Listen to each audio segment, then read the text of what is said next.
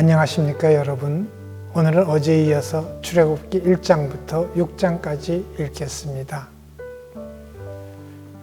오늘부터 우리가 가지고 있는 신구약 성경 66권 가운데 가장 중요한 책을 읽으려고 합니다. 어떤 건물을 지으려고 할 때 그 기초가 튼튼해야 하는 것처럼 기독교 신앙을 제대로 정립하기 위해서도 그 기초가 매우 중요합니다. 그리고 그 기초는 바로 신구약 성경 66권입니다. 그 중에서도 가장 중요한 책을 고르라고 하면 저는 조금도 주저하지 않고 출애굽기를 고를 것입니다. 왜냐하면 기독교 신앙의 뿌리가 바로 히브리 노예들의 출애굽 사건에 있기 때문입니다. 물론 창세기와 창조 신앙도 중요하지만 그 모든 것도 출애굽한 히브리 노예들, 즉 이스라엘 백성들의 신앙 고백에서 비롯되었기 때문입니다. 이스라엘 백성들이 비록 시간적으로는 꽤 오랜 세월이 흐른 후에 기록했지만 도저히 기대할 수 없었던 출애굽 사건을 가능하게 하신 하나님께서 바로 천지 만물을 창조하신 하나님이시라는 것을 고백한 것이 바로 모세오경입니다. 그리고 그 중심에 이 출애굽기가 있다는 사실을 오늘 우리도 마음에 담고 이 책을 읽었으면 좋겠습니다. 출애굽기 1장 말씀을 보면 이스라엘 자손의 형편이 간략하게나마 잘 그려져 있는 것을 볼 수 있습니다. 이스라엘 자손이 본래부터 애굽에 거주했던 것은 아닙니다. 심한 흉년이 드는 바람에 가나안 땅에서 애굽으로 이주했는데 애굽에서 그들은 생육하고 불어나 번성하고 매우 강하여 온 땅에 가득하게 되었다라고 기록되어 있습니다. 거기까지는 별 문제가 없었습니다. 그러나 요셉을 알지 못하는 새 왕이 일어나자 문제가 생겼습니다. 그 왕은 이스라엘 자손이 번성하는 것을 두려워했습니다. 그가 뭐라고 말했습니까? 출애굽기 1장 10절 말씀입니다.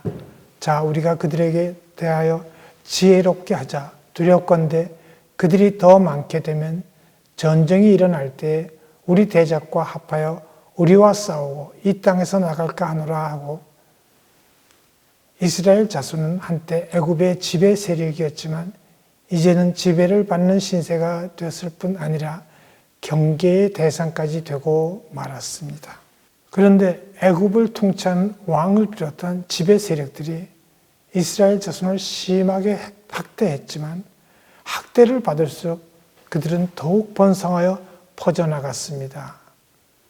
급기야 애굽 왕 바로는 이스라엘 자손이 아들을 낳으면 죽이고 딸을 낳으면 살려두라고 명령했습니다. 그런 상황에서 모세가 태어났습니다. 모세의 어머니는 모세가 잘생긴 것을 보고 석 달 동안 그 아기를 숨겼으나 더 숨길 수 없게 되자 갈대 상자에 담아 아기를 나일 강가에 두었습니다. 그 상자를 바로의 딸이 발견하고 그 아기를 불쌍히 여겨 건져내어 살려주었습니다. 하여간 모세는 그렇게 목숨을 건졌을 뿐 아니라 애굽에서 가장 안전한 곳에서 40년 동안 양육되었고 최고 수준의 교육을 받게 되었습니다. 그러나 그가 장성한 후 좋은 뜻에서 히브리 사람을 돕다가 애굽 사람을 쳐 죽였는데 그 일이 발각되는 바람에 미디안 땅으로 도망하지 않을 수 없게 되었습니다. 그리하여 미디안 제사장 르우엘의 집에서 사위가 되어 처량한 신세로 40년 동안을 지내게 되었습니다. 그리고 이어지는 출애굽기 3장 말씀에서 우리는 참으로 신기하고 놀라운 사건을 보게 됩니다.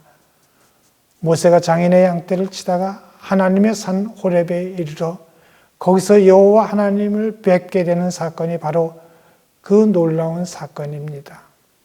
그 하나님께서 불이 붙었으나 타서 사라지지 않는 떨기나무 가운데서 모세를 부르셨고 그에게 말씀하셨습니다.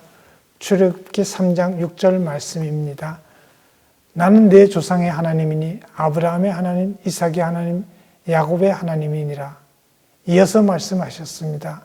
애굽에 있는 하나님의 백성 이스라엘 자손 그들의 고통을 분명히 보시고 그들을 애굽인의 손에서 건져내고 그들을 인도하여 젖과 꿀이 흐르는 아름다운 땅 가나안 복지로 데려가시겠다고 분명히 말씀하셨습니다.